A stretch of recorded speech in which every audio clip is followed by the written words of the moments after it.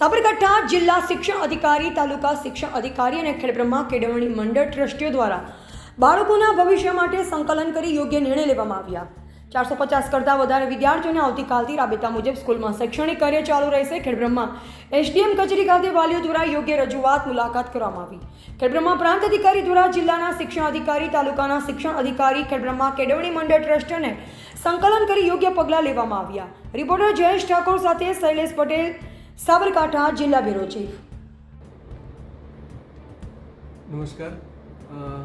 આજે સવારે કેટી હાઈસ્કૂલના ધોરણ 6 થી 8ના બાળકોના ગ્રાન્ટેડ શાળામાંથી નોન ગ્રાન્ટેડ શાળા કરી એ બાબતે વાલી મિત્રોમાં જે અસંતુષ્ટિ હતી એ પ્રશ્નને સરકાર કક્ષાએથી રજૂઆત લઈ મંડળ સાથે સમાધાન કરવા માટે વાતચીત ચલાવી અને અંતે સુખદ સમાધાન થયેલ છે।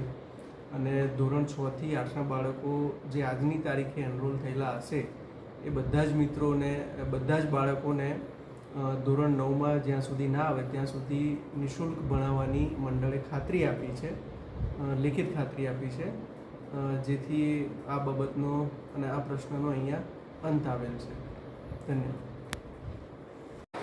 ખેડબ્રહ્માના અંદર ગ્રાન્ટેડ સ્કૂલ જે બંધ થઈ એના પછી એક ખોટા મેસેજ બજારના અંદર ફરતા રહ્યા કે સ્કૂલ બંધ થઈ, પણ સ્કૂલ બંધ થઈ નથી, સ્કૂલ ચાલુ જ છે। 6, 7, 8ના વર્ગો, એ વર્ગો અમે સરકારના કહેવા પ્રમાણે અમે એ બાળકોને ફ્રી ભણાવવાના છીએ, ફી કોઈ લેવાના નથી। એટલે મહેરબાની કરી અને વાલીઓ અમને અહીંયા શાંતિથી વહીવટ કરવા દે, અમને ડિસ્ટર્બ ના કરે, એના માટે હું અનુરોધ કરું છું।